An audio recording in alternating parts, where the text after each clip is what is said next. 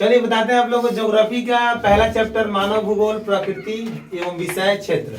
पहला क्वेश्चन है मानव भूगोल के उप क्षेत्रों के नाम बताइए। इसमें पहला टॉपिक है, 5 टॉपिक में खत्म हो जाएगा। सांस्कृतिक भूगोल, सांस्कृतिक भूगोल में पहला है घर, रहन सहन,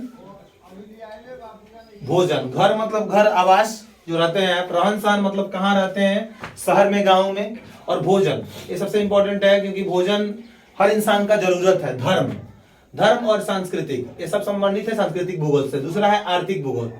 आर्थिक भूगोल में पहला है उत्पादन।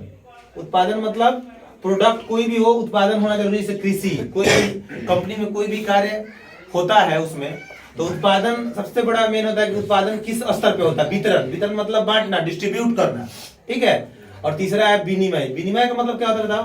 विनिमय का मतलब होता है कोई चीज खरीदना बेचना और उपभोग करना।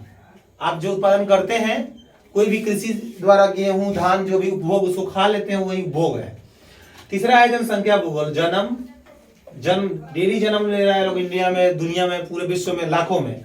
मृत्यु दर, वृद्धि दर। मृत्यु दर मतलब मर भी रहे हैं, जन्म ले रहे हैं तो मर भी रहे हैं। वृद्धि दर मतलब ग्रोथ रेट, वृद्धि हो रहा है। लिंग अनुपात यानी आप समझ रहे हैं 1000 पुरुषों पे कितनी महिलाएं हैं, 1000 महिलाओं पे कितने पुरुष, यही अनुपात मापने का तरीका होता है। तीसरा है, चौथा है ऐतिहासिक भूगोल।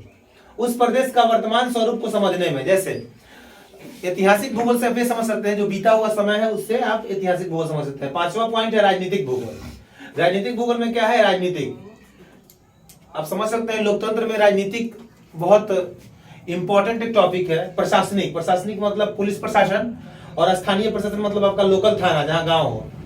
और इसमें आता है प्रादेशिक नियोजन। प्रादेशिक नियोजन का मतलब क्या कि किसी भी प्रदेश में नियोजित ढंग से शहर को कैसे बसाया जाए, गांव को कैसे बसाया जाए, सड़क नालियां ये सब।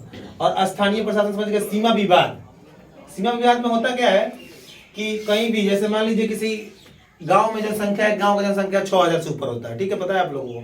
अगर वहां जनसंख्या 12000 हो जाए तो वो बोलेगा कि नहीं, वो पंचायत का लोग बोलेगा कि पंचायत को अलग करो। एक ब्लॉक का होता है एरिया, वो ब्लॉक को अलग करो, जिला या कोई राज्य का होता है, जैसे झारखंड अलग हो गया, इस टाइप का। देश का भी विवाद, सीमा विवाद होता है। ये सब राजनीतिक भूगोल में आता है। यानी आपका 5 कंप्लीट हो गया यहाँ पे। लास्ट क्वेश्चन है आपका, मानव भूगोल को परिभाषित कीजिए।